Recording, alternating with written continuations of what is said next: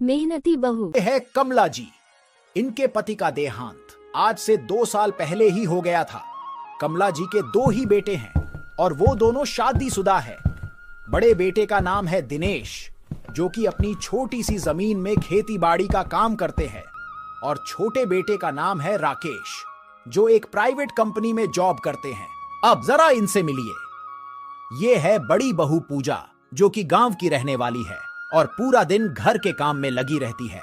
और ये है छोटी बहू तापसी, जो कि ग्रेजुएट है और पूरा दिन पढ़ाई और कभी कभी घर का छोटा मोटा काम कर लेती है।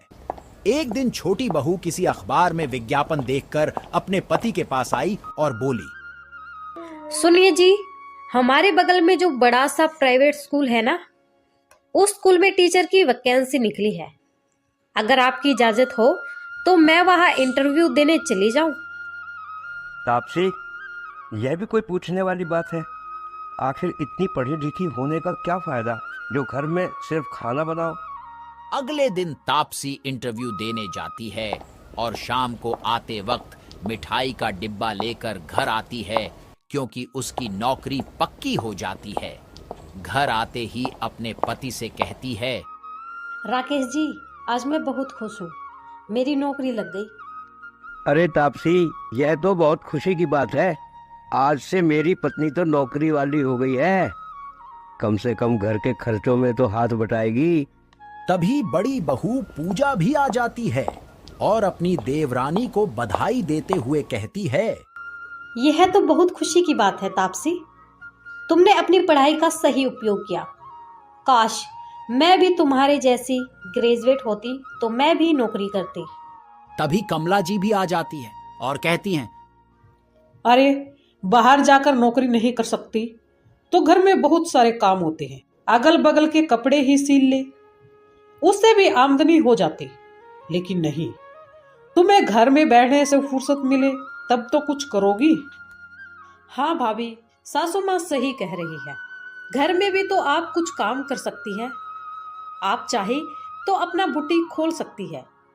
लोग सुनेंगे तो क्या कहेंगे कि देखो, एक बहू तो नौकरी करती है और दूसरी बहू घर में सिर्फ खाना बनाती है और बैठकर आराम फरमाती है। तापसी, तुम घर के कामों को इतना छोटा क्यों समझती हो? घर के काम से फुर्सत मिले तब तो कोई बाहर का काम करे, और मुझे लगता है कि घर के काम करने में कोई बुराई नहीं। भाभी, बचपन से मैं कभी हाउसवाइफ नहीं बनना चाहती थी। मेरा तो बचपन से सपना था कि मैं नौकरी करूंगी, और आज मुझे नौकरी मिल गई तो मैं बहुत खुश हूँ। घर के काम में तो मेरा बिल्कुल भी मन नहीं लगता। छोटी बहू, लेकिन घर के काम तो करने ही पड़ेंगे ना। आज एक साथ हो तो बड़ी बहू काम कर देती है, लेकिन जब अलग रहने लगे तो तुम्हें अपना काम तो खुद ही करना पड़ेगा ना। देखिए मम्मी जी, या तो मैं नौकरी करूंगी या घर का काम करूंगी। एक साथ मैं 2 काम नहीं कर सकती हूँ। भाभी जब कुछ नहीं करती है तो घर का काम तो करना ही पड़ेगा ना।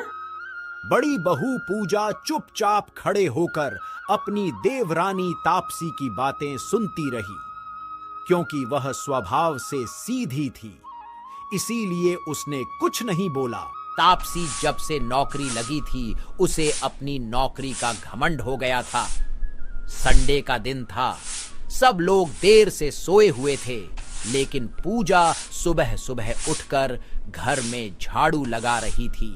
तभी उसका पति दिनेश बोला, पूजा, माना कि तुम तापसी जितनी पढ़ी लिखी नहीं हो, लेकिन ज़रूरी तो नहीं है इंसान नौकरी ही करे।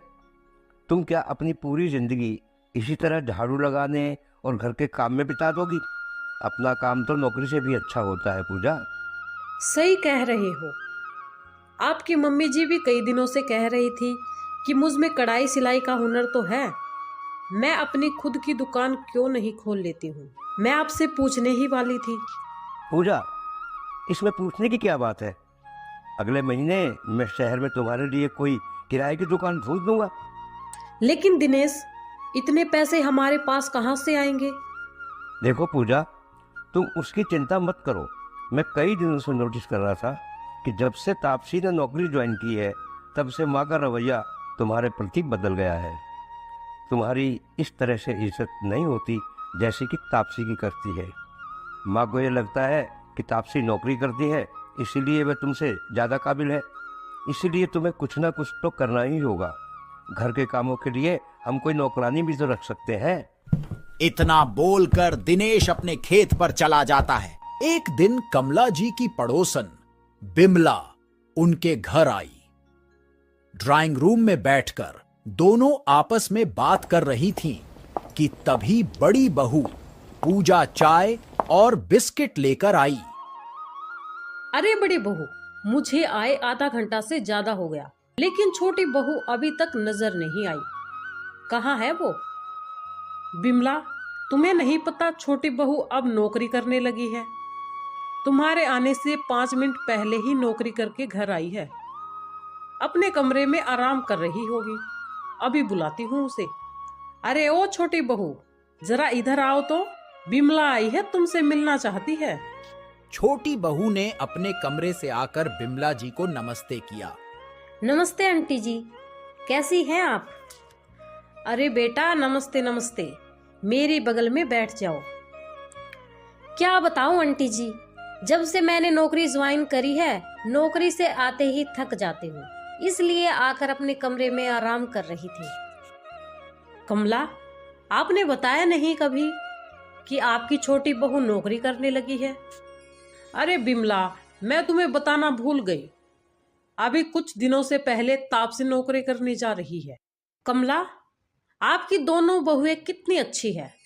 छोटी बहू नौकरी करती है और बड़ी बहू ने कितने अच्छे से घर को संभाल रखा है। और मेरी बहुओं को देख लो, पूरा दिन कुछ नहीं करती, पूरा दिन आराम फरमाती है। आंटी जी, मैं भी अगले महीने से अपना बुटीक खोल रही हूँ। क्यों मम्मी जी? बिमला, बड़ी बहू सही कह रही है। मैंने ही इसे सलाह दी कि कब तक घर के कामों में उलझी रहेगी। आखिर तेरे पास भी सिलाई कढ़ाई का हुनर है, उसका इस्तेमाल कर। कुछ दिनों के बाद पूजा अपना बुटीक खोल लेती है और उसका काम अच्छा चल जाता है, और इधर तापसी की नौकरी छूट जाती है, जिसकी वजह से वह परेशान रहने लगती है। इसी तरह से कुछ दिन बीत जाते हैं। एक दिन कमला अपनी छोटी बहू तापसी से कहती है, अरे तापसी, इस तरह कैसे काम चलेगा? और कुछ नहीं तो पूजा के साथ ही बुटीक पर काम कर लो। अरे अपना काम तो नौकरी से भी अच्छा होता है। आप सही कह रही हो मम्मी जी, मैं कल से ही पूजा के साथ बुटीक पर काम करने के लिए जाऊंगी, और कुछ नहीं तो कम से कम अपना खर्चा तो चला सकूंगी। तापसी मन ही मन सोचने लगी कि मैं कितनी गलत थी। जिस नौकरी का मुझे घमंड था, वो आज मेरे पास नहीं रही। मैंने अपनी जेठानी को पता नहीं क्या क्या बोला था, और वो बेचारी चुपचाप सुनती रही। शाम को जब पूजा बुटीक से वापस आई तो तापसी ने उससे माफी मांगी। बहन, मुझे माफ कर दो, मैं कितनी गलत थी। मैंने पता नहीं आपसे क्या क्या बोला, लेकिन आप हमेशा चुपचाप सुनते रही। आज मुझे अपनी गलती का एहसास हो गया है। अरे तापसी, तू कैसी बातें कर रही है? तू तो मुझसे छोटी है, और बड़ों का काम होता है माफ करना। क्या हुआ अगर तेरी नौकरी चली गई? हम दोनों बहन अपना बुटीक चलाएंगे और अच्छा पैसा कमाएंगे। अगले दिन से ही पूजा और तापसी अपनी दुकान पर जाने लगी।